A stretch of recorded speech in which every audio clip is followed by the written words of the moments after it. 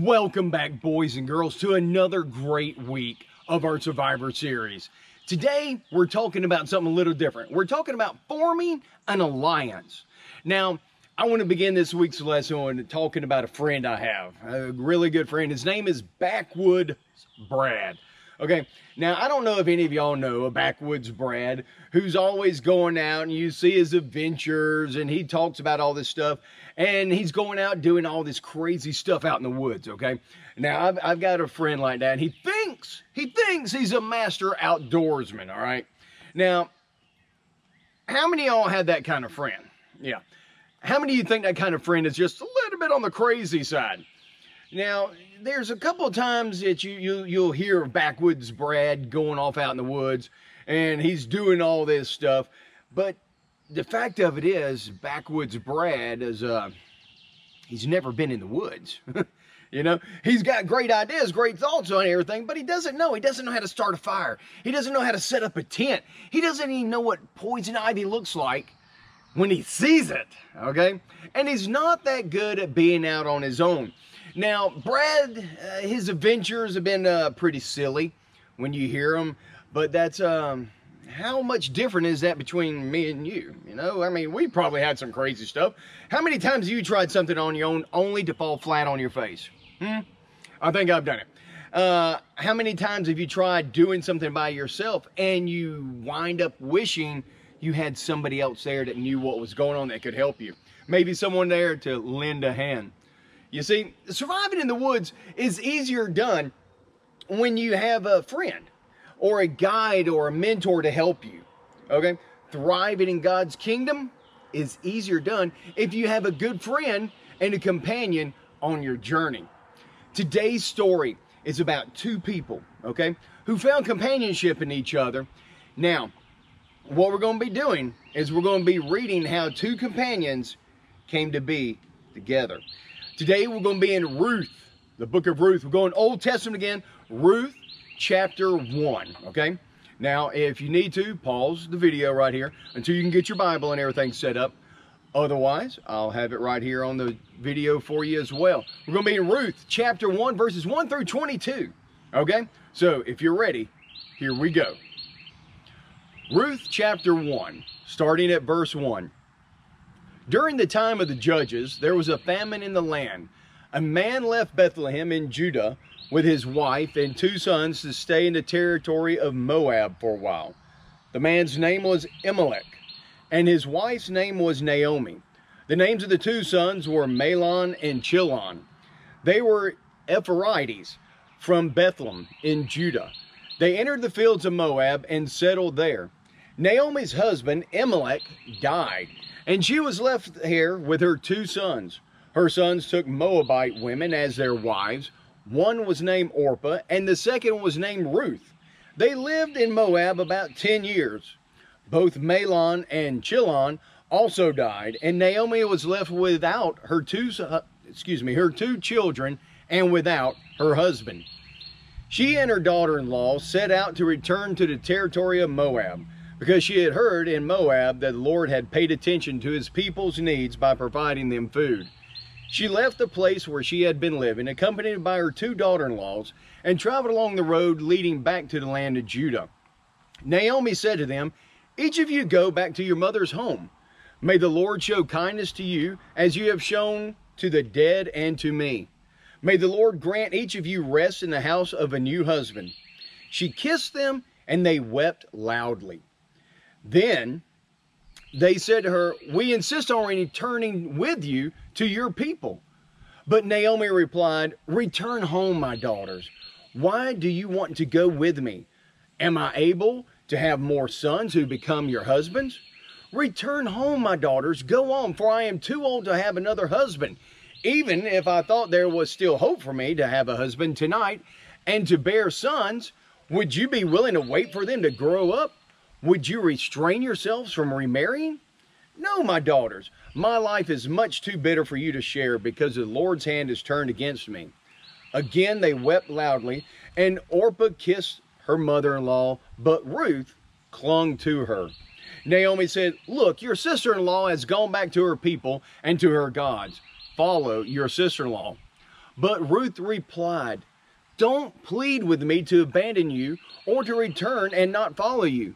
For wherever you go, I will go, and wherever you live, I will live.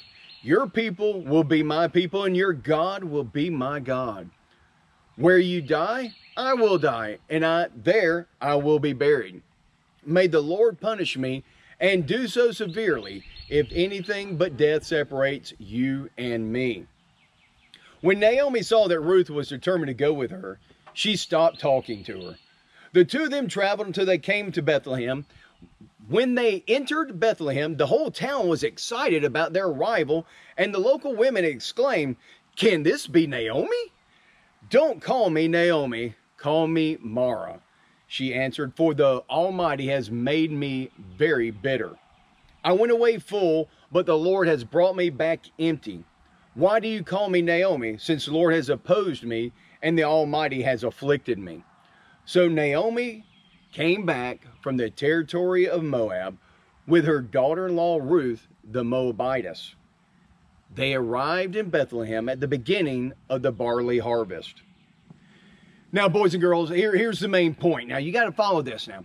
Naomi was a Jew from Israel, and she was a widow with no children, living in a foreign land. She had no one to take care of her, so she decided to go home at this point.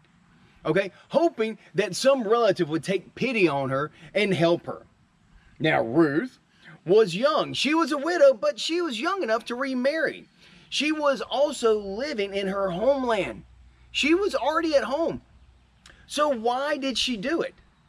Why did she have to follow Naomi? There was absolutely no reason. She could have stayed right where she was at and been perfectly fine. The reason is because she knew Naomi needed her, and Ruth needed Naomi. And if you read the rest of Ruth, you'll see that Ruth was a great help to Naomi. She gathered food and provided for her elderly mother-in-law. Not only that, Naomi helped Ruth find a husband. Ruth married a relative of Naomi named Boaz. Now, I don't know about y'all, I hear the name Boaz and I just picture this big old huge dude, okay? Now, Ruth and Boaz had a son named Obed, who had a son named Jesse, who had a son named David, who happened to kill a giant. I don't know if y'all have heard that story or not, but that's all the way through there. Now, Ruth and Naomi stuck together. They had an alliance. They stuck together, and they both thrived because of their friendship.